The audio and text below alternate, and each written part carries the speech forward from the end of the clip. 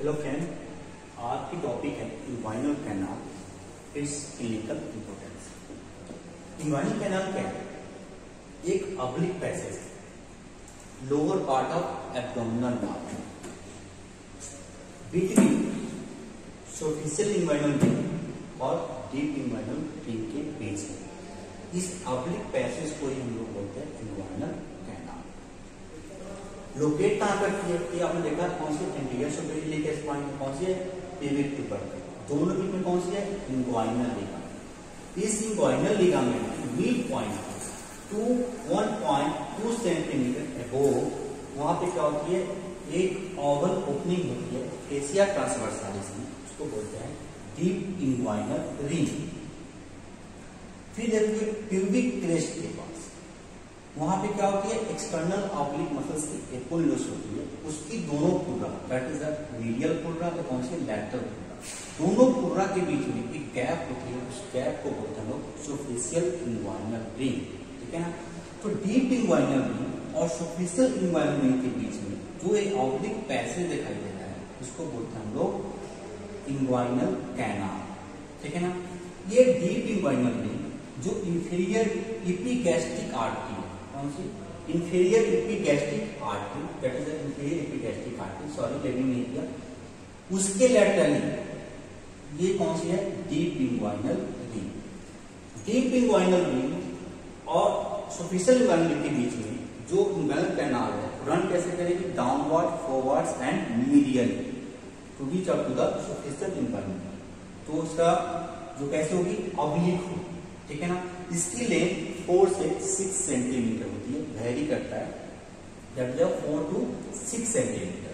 तो कौन सी यहाँ पर हो जाएगी इन्वाइनल कैनाल। इन्वाइनल कैनाल की एक एंटीरियर वॉल होती है, दैट इज एंटीरियर वॉल। पीछे कौन सी होगी, पोस्टीरियर वॉल। ऊपर कौन सी है, रूफ। नीचे कौन सी है, फ्लोर। तो एंटीरियर वॉल इन्वाइनल कैनाल की होल एक्सटेंट यहाँ बनाती है एक्सटर्नल, आप बोल सकते हो स्किन, सुपरफिशियल फेसिया, उसके नीचे क्या होती है एक्सटर्नल ऑब्लिक मसल्स की एपोन्यूरोसिस, क्योंकि एक्सटर्नल ऑब्लिक मसल्स की एपोन्यूरोसिस बनाती है इन्वाइनल लिगामेंट। ठीक है ना। सो इन्वाइनल लिगामेंट कौन सी, एक्सटर्नल ऑब्लिक मसल्स थिकन हो जाएगी, बैकवर्ड फोल्ड हो जाएगी, तो क्या बन जाएगी इन्वाइनल लिगामेंट। तो होल एक्सटेंट कौन सा हो गया, skin, superficial fascia, external oblique muscles. लेकिन लैटरल 1/3 जो कैनाल है उसकी लैटरल 1/3 एंटीरियर प्रणाली है, कौन सी internal oblique muscles along with the transversus abdominal muscles. तो कौन हो जाएगी इंटरनल ऑब्लिक मसल्स। मतलब lateral 1/3 only form by the internal oblique muscle, that is the anterior wall. Posterior wall की बात करते हैं तो सबसे पीछे कौन सी होगी, पेरिटोनियम। ठीक है ना। उसकी भी कौन सी होगी, फेसिया ट्रांसवर्सालिस। उसकी भी कौन सी है, टिश्यू, एक्स्ट्रा पेरिटोनियल टिश्यू। ठीक है ना। एक होल एक्सटेंट। ठीक है ना। एंड जो सुपरफिशियल इन्वाइनल रिंग है उसकी posterior, that is only the medial part, is form by the conjoint tendon. कौन आती है यहाँ पे, कंजॉइंट टेंडन। अब एक कंजॉइंट टेंडन है जो यहाँ पे ट्रांसवर्सस एब्डोमिनल मसल्स की aponeurosis, internal oblique aponeurosis muscle साथ फ्यूज हो जाती है, वो अटैच कहां रहती है, प्यूबिक क्रेस्ट पे और पेटिनियल लाइन पे। उसी टेंडन को जो दो मसल टेंशन में बना है उसके अंदर बोलते हैं लोग कंजॉइंट टेंडन। ठीक है ना। तो कौन सा होगा, interior wall, posterior wall. Roof किससे बनाते हैं यहाँ पे, आपने देखा कौन सी इंटरनल ऑब्लिक मसल्स, ये कहां जाएगी, ऊपर की तरफ जाएगी, अपवर्ड नीचे की तरफ डाउनवर्ड मूव हो जाएगी। रूफ कौन सा बनाते हैं यहाँ पे, इंटरनल ऑब्लिक मसल्स। ठीक, रूफ हमारी इंटरनल। फ्लोर देखोगे, so floor is form by the inguinal ligament. Inguinal का अपर सरफेस में जाके ग्रूव होती है, so floor from the groove on the upper surface of the inguinal ligament and medial the lacunar ligament. ये कौन सा हो गया, फ्लोर। ठीक है ना। So these are the anterior wall, posterior wall, roof and floor of the inguinal canal. इस diagram में देख सकते हो। ठीक है ना। So this is the posterior wall, this is the anterior wall. Anterior wall बनाती है skin, superficial fascia, external oblique muscles, lateral 1/3 by the internal. Posterior wall, peritoneum, extra peritoneal, fascia transversalis and conjoint tendon and some part the reflected part of the inguinal canal. So the posterior wall. Now the content, या क्या क्या चीज पास करती है, ठीक है ना, या content of the inguinal canal, तो स्पर्मेटिकॉरी मेल, ठीक है ना, and round ligament of uterus in female, ठीक है ना, and that is the ilioinguinal passes between the junction of the external oblique muscles and the internal oblique muscles, उसके बीच से पास होने से पड़ती है इलियो inguinal nerve. So content is a spermatocorin male and round ligament of uterus in female and the ilio inguinal nerve between the external oblique muscles and the internal oblique muscles. So this is the content of the inguinal या passing through the deep inguinal ring to superficial inguinal ring. Now covering of the inguinal canal या spermatocorn. So from outward to inward there are three covering. There is one covering from the fascia transversalis. There is a fascia transversalis running downwards up to the scrotum of the scrotum. It forms a innermost covering known as a internal spermatic fascia. That is the internal spermatic fascia. Second one is a muscle loop from the cremastic muscles, which attach from the internal oblique muscles or the transverse abdominis muscles running downward up to the scrotum of the scrotum and joined with the conjoint tendon. So this is the cremastic fascia, ठीक है ना, and outer one from the external oblique aponeurosis से निकल रही है ना, कौन सा सबसे बाहर वाला fascia, ठीक है ना, इसको बोलते हैं external spermatic fascia, started from the external oblique aponeurosis muscles. So this is the covering of the spermatocorns. Now the content of the spermatocorns.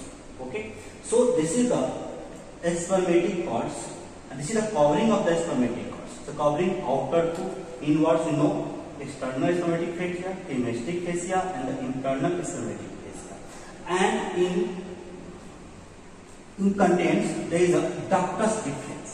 Okay, and ductus deferens is supplied by the artery known as the ductus deferens, and around the artery there is a sympathetic plexus, and there is a lymphatic vessels which drains the lymph from the testis and the ductus deferens. Okay, there is a testicular artery supplying the testis, and there is the pampiniform plexus of vein. What is the pampiniform plexus of vein? So this is a venous drainage from the testis and the ductus deferens. They form plexus around the ductus deferens. So this plexus is known as a pampiniform plexus of vein.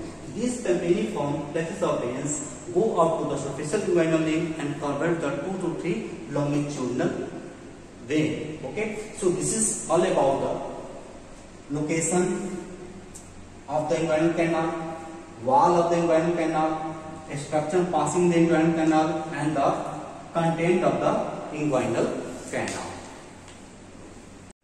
So now its clinical importance.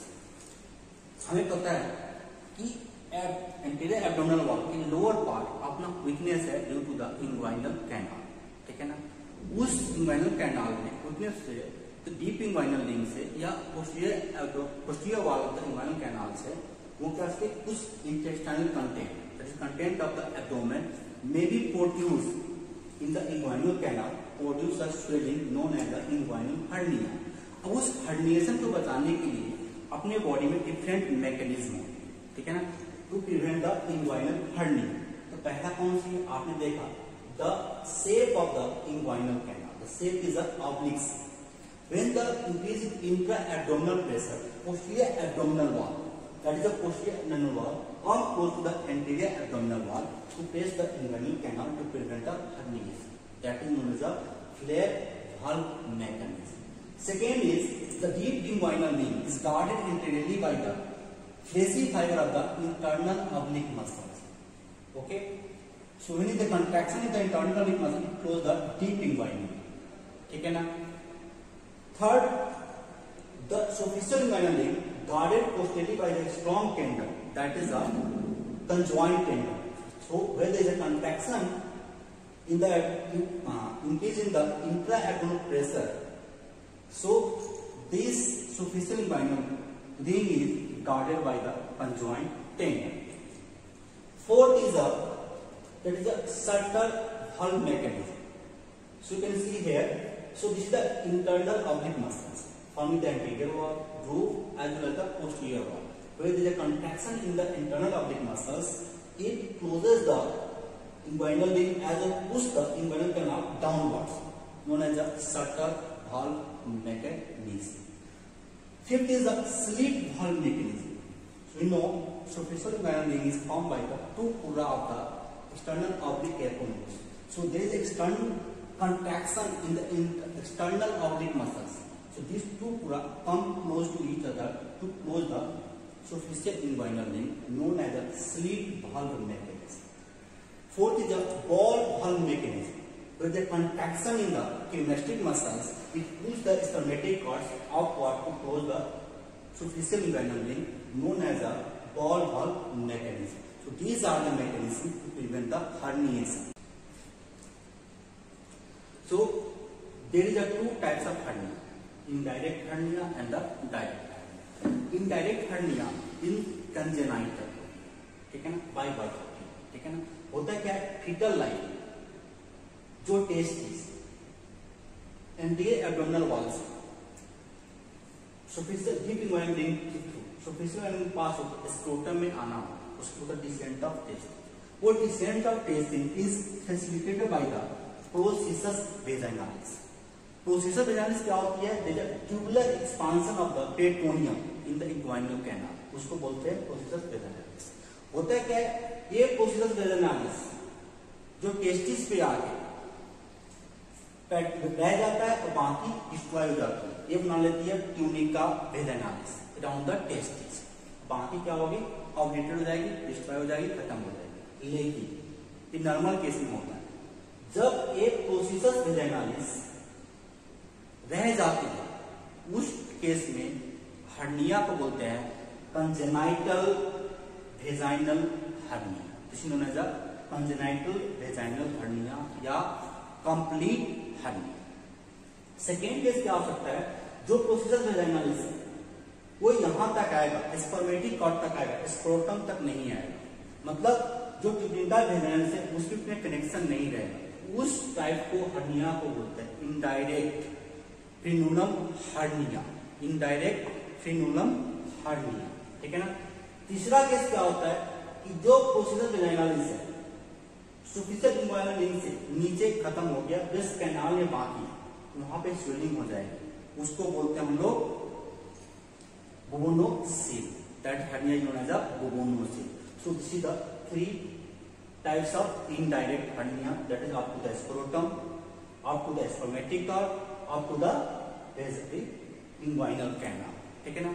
Second होती है direct inguinal hernia.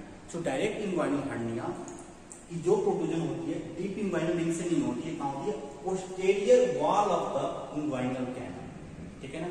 So the posterior wall there is a triangle known as a Hesselbach's triangle. How Hesselbach's triangle is form? medially by there is a rectus abdominis muscle. So lateral border of the rectus abdominis muscle by the medial side.